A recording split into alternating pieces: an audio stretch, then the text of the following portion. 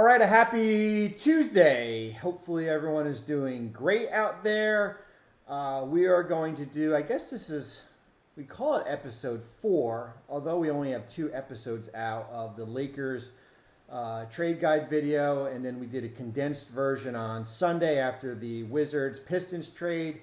We did a Detroit-Washington condensed version, so I guess this is, in theory, it's trade guide video number 3. And we are going to focus in on the Utah Jazz. We have the big offseason guys coming out the week of the 22nd. Eastern and Western Conference split up into 2. I'm not sure which is coming out first. Probably East comes out first. Trade meter, what to watch, front office history, trades we'd like to see, kind of a 800 words on each team. It's a big document here. It's kind of just everything you kind of need to know about the trade season. Some teams are more in depth than others. If you're the Clippers, we're not really going in full detail. But we are going to talk about the Utah Jazz, one of the more fascinating teams out there.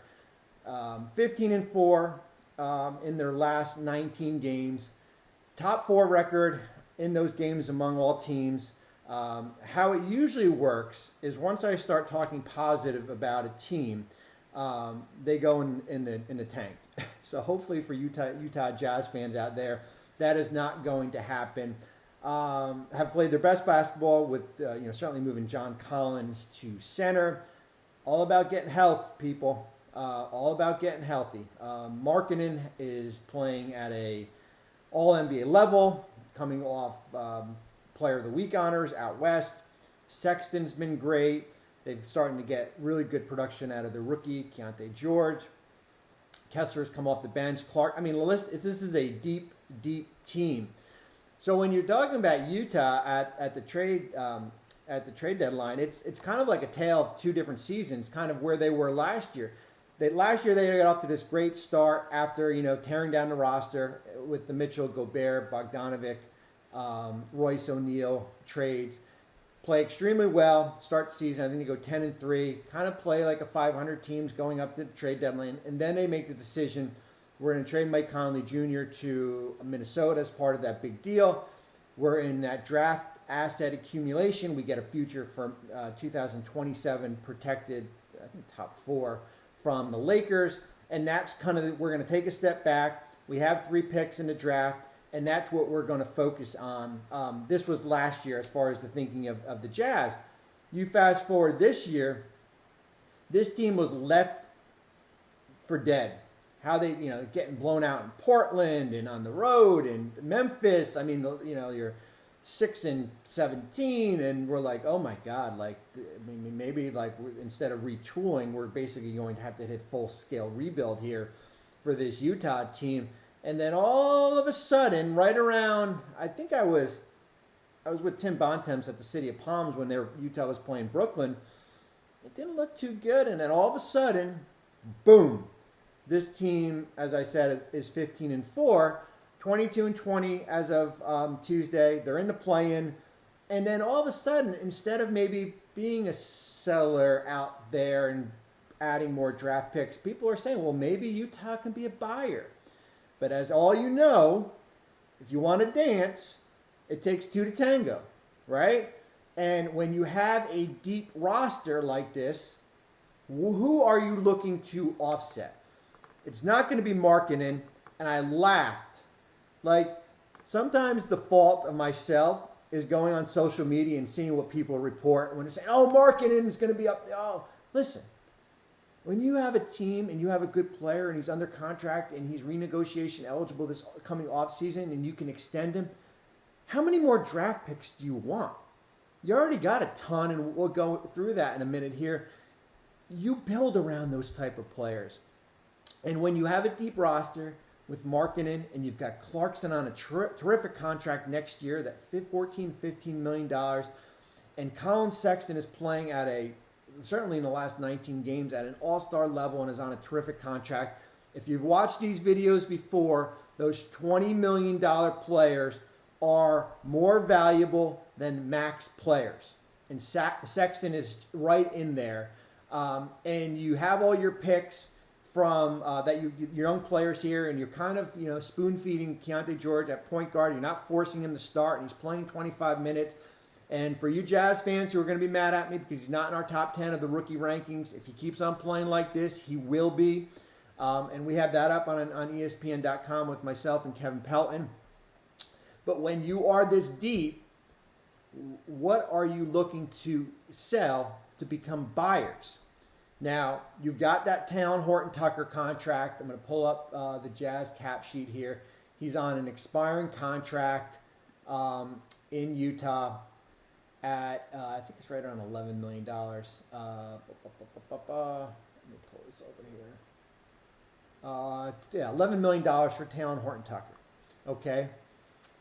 Your own pick this year is going to the Thunder, and we're going to go through draft picks. It's protected as far as what will go, and I'll go through the protections in a minute here. He's kind of your big trade chip. So you can go out and maybe try to get a player making $17.5 million in that range based on the expanded trade player exception rules here.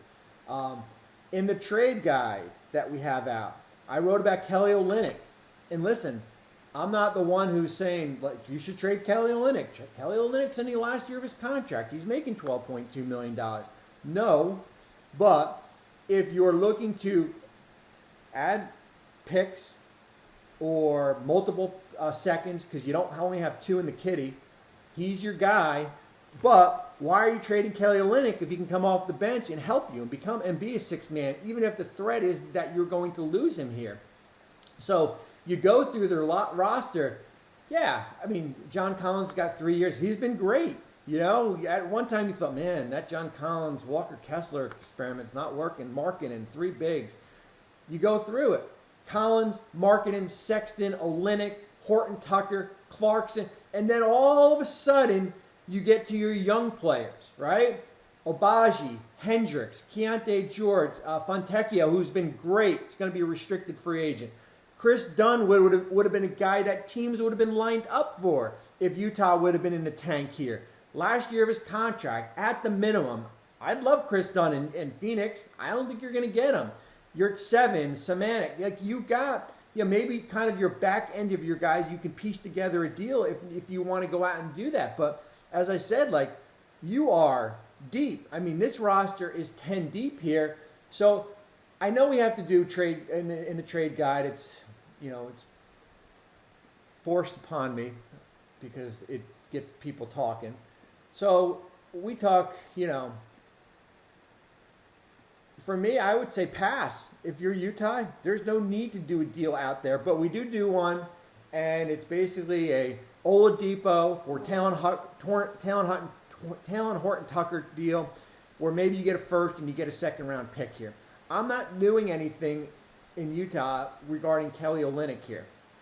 I'm not taking that approach that you did last year, and rightfully so, because I think this team and where this draft is right now is you go into the postseason and you evaluate your team in maybe 2 playing games, or maybe you evaluate your team like Minnesota last year in a 1-8 matchup, and you see where you are, and then you come into the offseason here and you figure out what you want to do. You want to renegotiate the Markkanen contract and bump him up like they did Sabonis and give him a max type deal. Great. You can do that. Olynyk's a free agent. Horton-Tucker's free agent. You got a ton of cap flexibility again this offseason where Collins is the only guy making more than $25 million here. The Clarkson number drops to $14 million, and you got 5 or 6 guys on rookie scale contracts. So just because you have the boatload of draft picks, as I said, doesn't mean you have to go out and do it. And let's go down and talk a little bit about their draft. Okay, Utah, and you can find all this next week when we have it all out there. Horton-Tucker to Oladipo in 2 seconds. That's the trade I'd like to see. It's not going to get clicks, but we're not some of these other networks out there that are just going to throw crap against the wall. So they got 14 first-round picks. Their own first is top 10 protected this year. If it falls 11 to 30, it's going to Oklahoma City. Okay, big deal. Who cares? if you don't have your own first-round pick. You had 3 last year. That basically counts. They have 5 unprotected first, 2 in 25, 2 in 27, and 1 in 29 from Cleveland and Minnesota. Timberwolves will send them a 29 first. That's top 5 protected. So you've got 6 in the kitty. You got a 2027 first from the Lakers. That's top 5 protected. You can swap with Minnesota or Cleveland in 26 and in Cleveland in 28. You only have 2 seconds. So if you want to go out and start adding more seconds, then maybe it's the Horton Tucker contract. Maybe there's a deal out there that makes sense where you're getting 4 2s for Kelly Olynyk. But for me right now, I'm in that observation period, and let's see where this Jazz team's. It certainly could change in the next 3 weeks, and we got 10 minutes. I thought we would only get 5 minutes on Utah. But that's in a nutshell as far as where this roster is. I'm definitely not sellers. And I think for Olynyk, as I said, like, you have to weigh what he can help you on the court, even for the next 4 months, versus an extra a couple second-round picks. So that's all we got. We will be pumping more of these out in the next couple weeks here. We'll probably get a Hornets trade guide video coming out sometime on Tuesday. Also, we're going to do 2 a day. Hopefully, everyone has a great Tuesday. We will talk soon.